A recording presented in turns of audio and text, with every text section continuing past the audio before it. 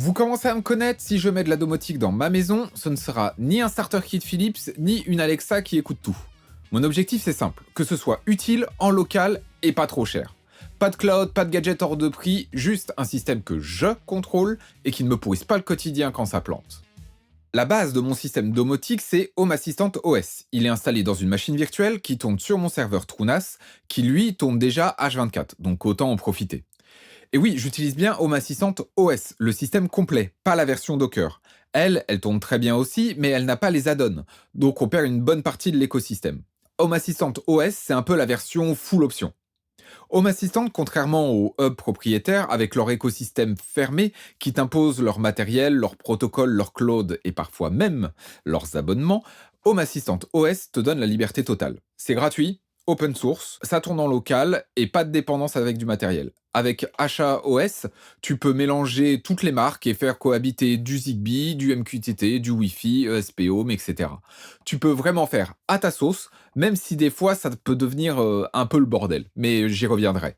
Pour la partie matérielle, j'utilise uniquement des appareils qui communiquent en Zigbee. C'est un genre de réseau Wi-Fi, mais dédié aux appareils domotiques. Le premier avantage de ce réseau, c'est un réseau mesh, c'est-à-dire que les appareils alimentés par le secteur peuvent étendre le réseau eux-mêmes. Deuxième avantage, cela consomme beaucoup moins que le Wi-Fi. Et ça, c'est vraiment parfait pour les petits capteurs qui sont souvent sur pile. Pour créer ce réseau, j'utilise un coordinateur de chez Sonoff, branché directement sur mon serveur et auquel les autres appareils vont se connecter. En fait, j'en utilise même deux à cause de la manière dont est foutue ma maison et d'un mur porteur qui a décidé que le Zigbee ne passerait pas. Mais toute cette histoire-là, promis, je vous la réserve pour une autre vidéo parce que c'est un peu plus compliqué.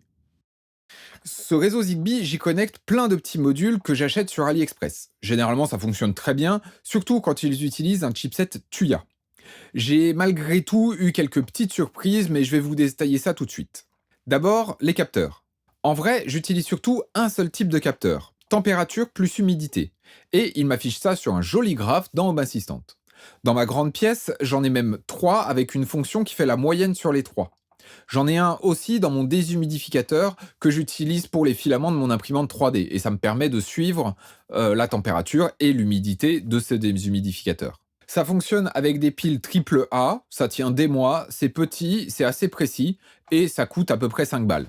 Franchement, j'adore. Les prises connectées, ça, j'avoue, j'en mets partout. Ça permet d'allumer, éteindre, de mesurer la puissance instantanée et cumulée, et donc de savoir si un appareil tourne ou pas. Dans le dashboard d'énergie, je peux facilement voir qui consomme quoi. Ça coûte moins de 10 € sur AliExpress, ces modèles-ci fonctionnent mieux que ceux-là, et j'ai aussi une prise Ikea, ça fait la même chose, mais comme routeur pour étendre le réseau, elle est un peu plus efficace. J'utilise aussi ces petits modules qui s'encastrent derrière les interrupteurs et qui permettent de contrôler soit la lumière, soit les volets électriques. C'est petit, ça coûte pas très cher et c'est quand même très efficace. Le but, c'est que même si Home Assistant est HS, les boutons manuels fonctionnent encore. Ça coûte environ 7 €. J'ai dû changer les boîtiers d'encastrement pour que ça rentre proprement, mais ensuite, c'est nickel. Je peux piloter les volets à distance ou automatiquement selon l'heure, par exemple. Pour les interrupteurs, je trouve ça un peu moins utile, mais ça permet d'étendre le réseau Zigbee dans chaque pièce assez facilement, puisque j'ai un interrupteur dans chaque pièce. Pour les modules un petit peu plus fun, j'ai acheté ce petit truc-là. Ça fonctionne avec deux piles et ça permet d'envoyer et de recevoir des messages infrarouges. Du coup, tu peux contrôler les appareils qui ne sont pas sur ton réseau ou dont les fonctions ne sont pas forcément accessibles. J'ai fait une automation par exemple dans mon salon grâce à ce petit truc et je vous en parle juste après. Ça coûte à peu près 9 balles, c'est petit et sobre et ça arrose assez large, c'est top. J'ai aussi quelques mini télécommandes Zigbee. Ça envoie juste un clic à Home Assistant et derrière, tu assignes l'action à ce que tu veux. Fermer les volets, lancer une scène. Ça vaut à peu près 10 € et c'est super pratique pour interagir avec tout le système. En dehors des modules Zigbee, j'ai aussi d'autres appareils qui communiquent avec Home Assistant. Petite liste.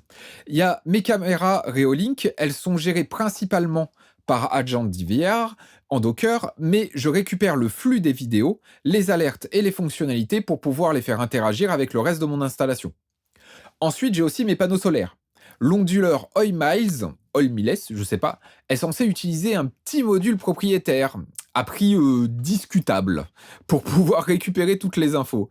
Mais il existe des modules bien moins chers qui utilisent le protocole DTU avec l'onduleur et qui envoient toutes les données en MQTT directement dans Home Assistant. Du coup, je gère toute ma production en local. Et dans le dashboard d'énergie, je peux croiser la production solaire d'un côté et ma conso avec les prises connectées de l'autre et faire des graphiques. C'est hyper pratique.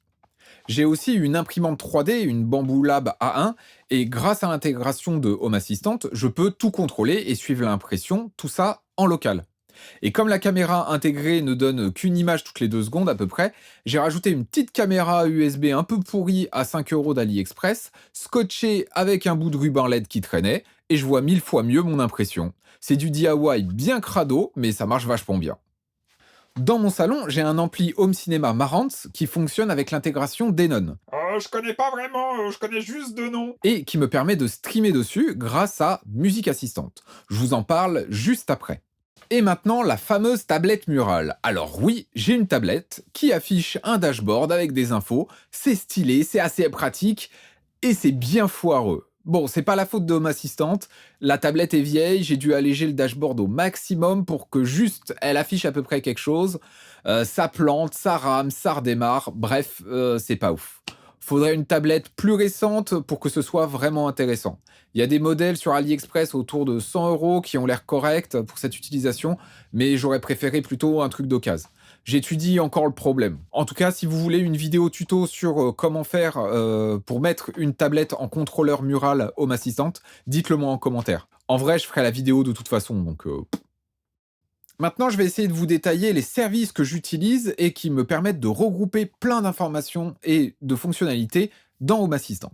La météo, ça paraît tout con, mais le fait d'avoir la météo par heure et pour la semaine sur la tablette, ça permet à toute la famille de savoir comment s'habiller le matin et surtout de pouvoir suivre la conversation de Corinne de la Conta. Oh, brrr, il va faire froid ce week-end. Le calendrier familial. J'ai synchronisé mon calendrier avec Home Assistant et du coup, on retrouve facilement sur la tablette les activités et les rendez-vous de tout le monde. Après, moi, je m'en sers pas trop, hein. Je me souviens toujours parfaitement de l'heure de fin de l'aquaponie de mon fils, hein. Mais j'ai pas de fils. J'utilise aussi Telegram. Home Assistant peut m'envoyer des messages par Telegram et je peux lui répondre pour déclencher des actions. Et ça, c'est vraiment incroyable. Je vous montre ça dans la partie automation tout à l'heure. Et forcément, je suis obligé de vous parler de Musique Assistante. C'est un service que j'adore. Il transforme Home Assistant en vrai serveur audio multiroom. Tu peux y connecter ta bibliothèque locale, tes apps de streaming et envoyer de la musique sur n'importe quel appareil de ta maison. Enceinte DLNA, Chromecast, ampli Marantz, tout ce que tu veux. Dans mon cas, ça permet de streamer directement sur mon ampli Home Cinema, sans appli propriétaire et toujours en local. Que ce soit Deezer pour les podcasts des enfants ou mon album préféré de Gojira. C'est hyper fluide, super rapide, j'ai accès à tout d'un seul endroit et ça évite de dépendre d'un écosystème fermé. Bref, si vous aimez la musique, c'est un banger. Et le service le plus sexy de toute la domotique, les poubelles. Grâce à l'intégration calendrier de collecte des déchets, j'ai automatiquement les jours de passage. Et pour quelqu'un comme moi qui oublie systématiquement, c'est parfait. La tablette me le rappelle quand je regarde la météo le matin. Et un petit bonus aussi, j'ai demandé à ChatGPT de me sortir un petit script pour Trounas afin qu'il m'envoie directement par MQTT le statut de mes HDD pour savoir s'ils sont actifs ou en veille. Comme ça, j'ai l'info dans Home Assistant directement. C'est trop bien. Maintenant, on va parler des automations et de ce qui rend vraiment fun tout ce bordel de matos accumulé. Par exemple, les moteurs de mes volets sont intégrés à Home Assistant. Résultat, d'un simple clic sur une télécommande, je peux fermer tous les volets de ma maison. Je peux aussi programmer une ouverture ou une fermeture à heure fixe ou basée sur le lever et le coucher du soleil. Et je peux même choisir un pourcentage d'ouverture ou de fermeture, par exemple quand en été, le soleil y tape. Mon automation préférée, c'est le mode cinéma dans mon salon. J'ai pas de télé, j'utilise un vidéoprojecteur branché sur un ampli Marantz et un PC pour les films. Un clic sur ma télécommande et les volets du salon se ferment, le PC s'allume en Wake on LAN et le module infrarouge allume le projecteur et l'ampli. Un clic pour remplacer la manipulation de 6 appareils. C'est magique. J'ai aussi automatisé l'allumage de la lumière de ma caméra quand elle détecte un humain. Hyper pratique la nuit pour éviter de marcher sur un cadavre de souris déposé au milieu du chemin par un de ces cons de chats. Et tant qu'on est dans les caméras, j'ai une automation qui m'envoie un message Telegram avec un screenshot dès qu'un humain est détecté et que mon téléphone n'est pas à la maison. Parfait pour vérifier si les enfants sont bien rentrés ou si le livreur a posé le colis ou quel voisin ma femme fréquente, évidemment. D'ailleurs, c'est un kiff les automations Telegram. On peut envoyer un message ou répondre à un bouton et ça déclenche des actions. Par exemple, ma prise connectée sur ma machine à laver envoie un message dès qu'elle détecte un pic de conso du lancement. Telegram me propose alors 2 timers correspondant aux 2 programmes qu'on utilise le plus. Et à la fin, il me renvoie un petit message pour me dire que la machine est terminée. Dernière petite automation, mais super utile, la charge de ma tablette dashboard. Laisser une batterie branchée en permanence, c'est pas terrible. Alors ma prise connectée s'allume quand la tablette passe sous les 20% et se coupe automatiquement au-dessus de 80%. Simple et safe. Ah oui, et au passage, l'application Home Assistant sur un smartphone peut envoyer une tonne d'infos au serveur. Batterie, GPS, SSID Wi-Fi, luminosité, état de l'écran, etc. C'est une mine d'or pour créer des automations intelligentes. Voilà pour le tour complet de ma domotique. Rien de magique, rien de hors de prix, juste du matos simple, du Zigbee, un peu de récup et un serveur Trunas qui tourne déjà H24. Et évidemment, Home Assistant qui fait le lien entre tout ça. Et c'est ça que j'aime avec la domotique DIY. Tu peux commencer petit, améliorer au fil du temps, bricoler, tester, recommencer, et à la fin, tu te retrouves avec un système qui te ressemble vraiment et qui te simplifie la vie. Dans les prochaines vidéos, je rentrerai plus en détail dans certains sujets, par exemple comment j'ai configuré mon dashboard ou encore comment j'ai galéré avec mon mur porteur qui déteste le Zigbee. Bref, si ce genre de contenu vous plaît, n'hésitez pas à liker ou même à vous abonner, à dire en commentaire quel sujet vous voulez que je développe. Et si vous êtes déjà utilisateur de Home Assistant, partagez-moi vos meilleures automations que je puisse vous les piquer. Allez, ciao!